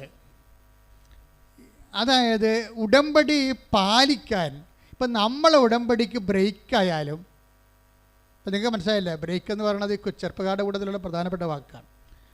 ദൈവമായിട്ടും ഇങ്ങനെ ബ്രേക്ക് ആകാനുള്ള സാധ്യതയുണ്ട്. അപ്പം ദൈവമായിട്ട് ബ്രേക്കായാലും നമ്മളെ മനുഷ്യന്മാർ ബ്രേക്കാകണ പോലെ ബ്രേക്കായി പോകത്തില്ല. കാര്യം ദൈവം വിശ്വസ്തനായിരിക്കും എപ്പോഴായാലും. മനുഷ്യന്മാരാണ് വേറെ ഒരു ആണിനെ പെണ്ണിനെ കാണുമ്പോൾ വാല് വാട്ടിക്കൊണ്ട് അതിൻ്റെ പുറകെ പോകുന്നത്. എന്നിട്ട് തേച്ചിട്ട് നീ എന്നെ അമേരിക്ക കൊണ്ടുപോകുക, നീ എന്നെ കാനഡയിൽ കൊണ്ടുപോകുക, അവരെന്നെ കൊണ്ടുപോകാന്ന് പറഞ്ഞാൽ അത്രേ ഉള്ളൂ ഈ സംഭവം. അതിനുള്ളിൽ നമ്മുടെ കാശെല്ലാം അവൾ മൊബൈൽ ചാർജ് ചെയ്ത് തീർത്ത് കാണും. അപ്പം മനുഷ്യന്മാർ പെട്ടെന്ന് തേക്കും, പക്ഷെ ദൈവത്തിന് തേക്കാൻ പറ്റത്തില്ല.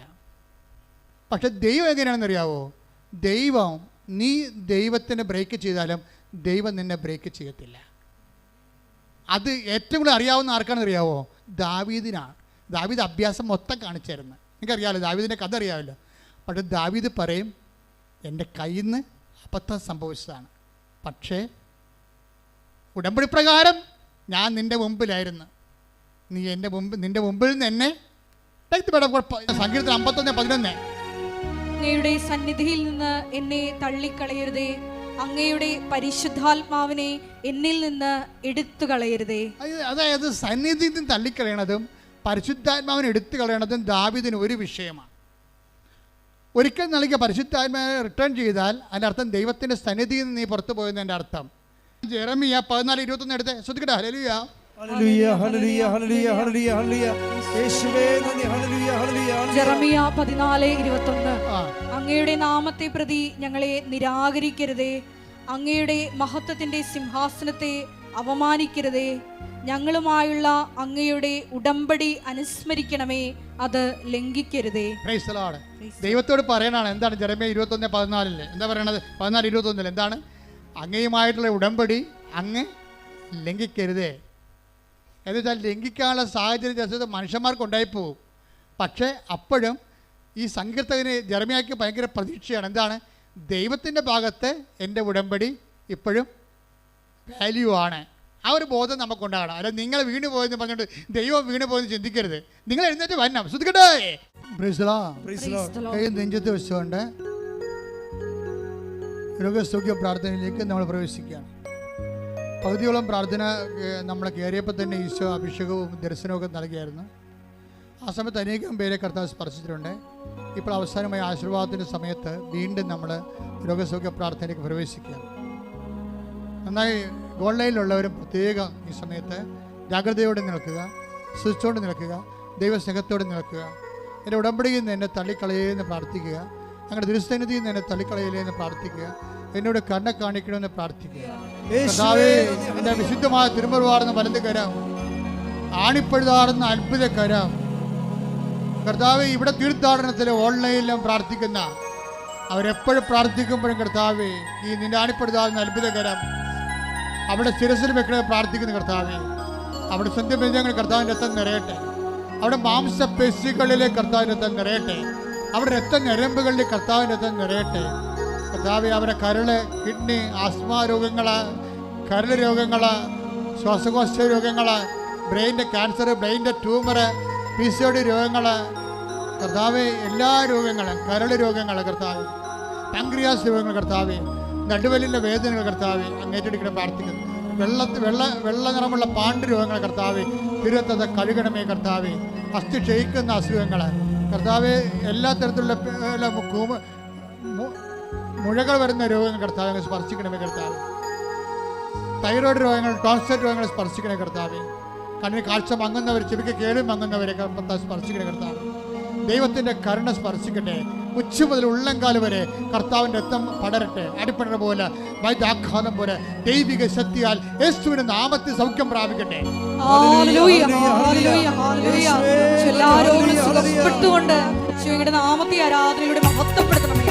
പരിശുദ്ധ പരമ ദിവ്യ കാരുണ്യത്തിന് ശരീരം മുഴുവൻ കുരുക്കൾ വരികയും മുതുകത്തോളം 4-5 കുരുക്കുകൾ പഴുത്തു നിൽക്കുകയും ചെയ്യുന്ന വ്യക്തിയെ കർത്താവ് സ്പർശിച്ച് സൗഖ്യപ്പെടുത്തിക്കൊണ്ടിരിക്കുന്ന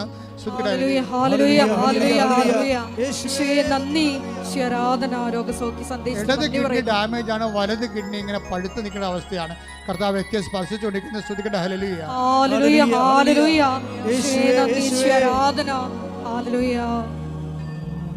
എൻ്റെ പ്രിയപ്പെട്ടവരെ, കർത്താവിൻ്റെ തിരുസന്നിധിയിലാണ് നമ്മളായിരിക്കുന്നത്. കൂടുതൽ വിശുദ്ധിയോടെ ജീവിക്കാനാണ്. ഓരോ ദിവസം കഴിയും തോറും നീ സുവിശേഷത്തിൻ്റെ വലിയ ബൃഹത്തായ ദൈവസ്നേഹത്തിൻ്റെ വക്താവാകാൻ വേണ്ടി പ്രാർത്ഥിക്കണം. കർത്താവ്, ജോലിയില്ലാത്ത മക്കൾക്ക് വേണ്ടി ഞാൻ പ്രാർത്ഥിക്കണം ഈശോയെ. സാമ്പത്തിക തകർച്ചയുള്ളവർക്ക് വേണ്ടി പ്രാർത്ഥിക്കുന്ന ഈശോയെ. ഒരിടവും പരിടമില്ലാതെ, വീടില്ല, വഴിയില്ല, കർത്താവ് വീട് വെക്കാൻ മാർഗവുമില്ലാത്തവരെ സംബന്ധിച്ച് പ്രാർത്ഥിക്കുന്ന ഈശോയെ. അവരെല്ലാം അങ്ങ് സ്പർശിക്കണേ കർത്താവേ. വിവിധ രാജ്യങ്ങളിൽ ജോലി ചെയ്യുന്നവരുണ്ട് ഈശോയെ, അവർക്ക് അവിടെ താമസിക്കാൻ സ്ഥലം കിട്ടാത്തവരുണ്ട് ഈശോയെ. ജോലി നഷ്ടപ്പെട്ടവരുടെ കർത്താവ്, ജയിലിലായിരിക്കുന്നവരുടെ കർത്താവ്, ഇവിടുന്ന് ജോലി കയറിപ്പോകാൻ പോകുന്നുണ്ട് കർത്താവ്.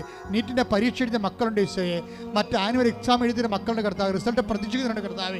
അവരെല്ലാം അവരുടെ കഴിവിനേക്കാൾ ഉപരി കർത്താവ് ദൈവത്തിൻ്റെ കൃപയാൽ അവരെല്ലാം ഉന്നതമായ വിജയത്തിലേക്കും ഉന്നതമായ വിദ്യാഭ്യാസത്തിലേക്കും ഉന്നതമായ ജോലിയിലേക്കും പ്രവേശിപ്പിക്കാനുള്ള എല്ലാ ദൈവിക തടസ്സങ്ങൾ യേശുക്രിസ്തു നാമത്തിൽ നീങ്ങിപ്പോകട്ടെ. ശ്രുതിക്കട്ടെ.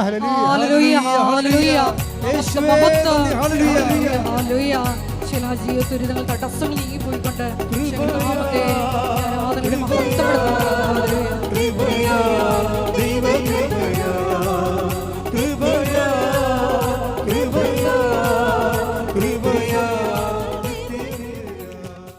എൻ്റെ മക്കളെ, ജപ്തി നടപടി നേരിടുന്നവരെ, മക്കളെ ഓർത്ത് ദുഃഖിക്കുകയും അവർക്ക് ജോലിയില്ല, അവർക്ക് വേറെ ബന്ധങ്ങളിൽ പെട്ടുപോയി, കുടുംബത്തിൽ കയറുന്നില്ല, വിളിച്ചിട്ട് എടുക്കണില്ല, അവർക്ക് ഡിപ്രഷനാണ്, അങ്ങനെയൊക്കെയുള്ള മക്കളെ ഓർത്ത് വേദനിക്കുന്ന മാതാപിതാക്കന്മാരെ ഓർത്ത് പ്രാർത്ഥിക്കുന്ന സമയമാണിത്.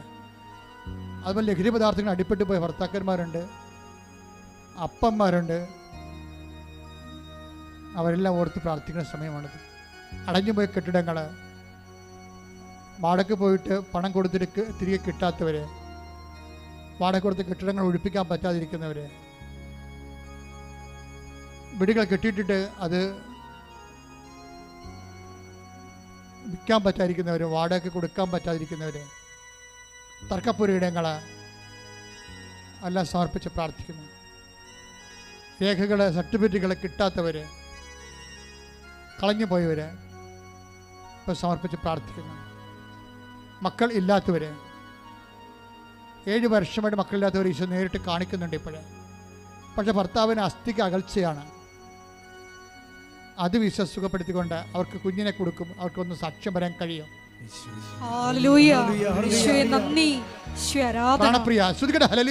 ഇരിക്കുന്ന മാതാപിതാക്കന്മാര്, ഭാര്യാഭർത്താക്കന്മാര്, കേസിലും കുടുംബക്കോടതിയിലും ഹൈക്കോടതിയിലും ഒക്കെ കേസ് ഇരിക്കുന്നവര്, കുഞ്ഞുങ്ങളുടെ പേരിൽ തർക്കങ്ങളുള്ളവര്,